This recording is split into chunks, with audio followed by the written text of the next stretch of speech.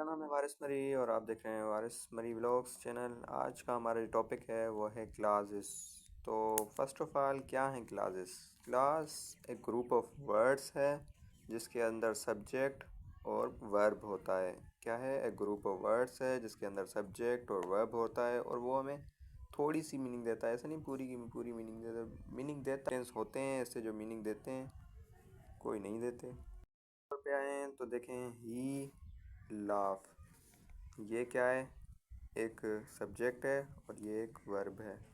तो सब्जेक्ट और वर्ब जिस सेंटेंस में हो वो हमारा एक क्लोज बन जाता है। ऐसे ही एक सवाल आता है तो कि क्लोज और क्लास और सेंटेंस हमें समझ नहीं आता।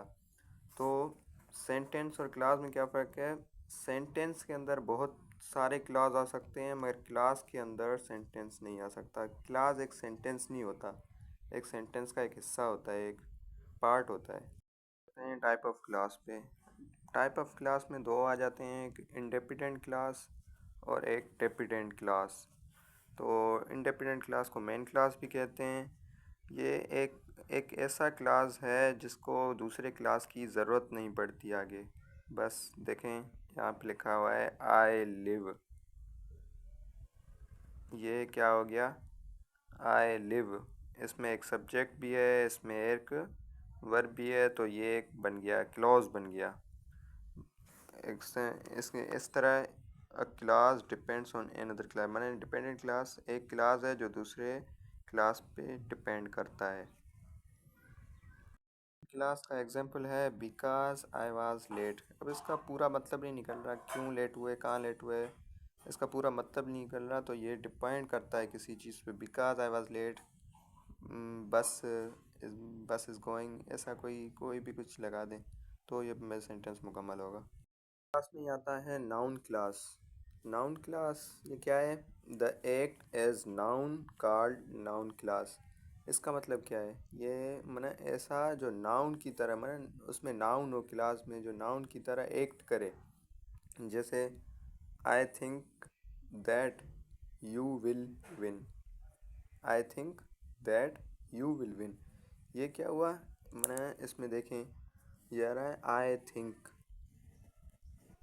इसमें सब्जेक्ट भी आ गया, इसमें आप बोल रहे हैं वर्ब भी आ गया, पर क्या बोल रहा है? That you win, that you will win. ये इसका मतलब ये एक नाउन क्लास है। मैंने वो क्या बोल रहा है कि मैंने सोचा कि तुम जीतोगे। ये कौन सा क्लास हो गया? नाउन क्लास हो गया। I see I see this he is a cool boy.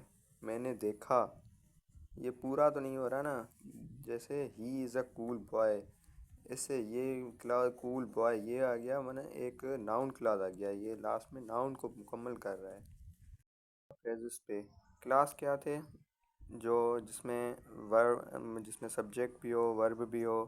अब क्ला फ्रेज क्या है? ऐसा ग्रुप ऑफ वर्ड्स जिसमें सब्जेक्ट और वर्ब ना हो भी, कोई एक चीज़ हो। इत्तफाकन ये बोल रहा है फ्रेज हैव नो सब्जेक्ट।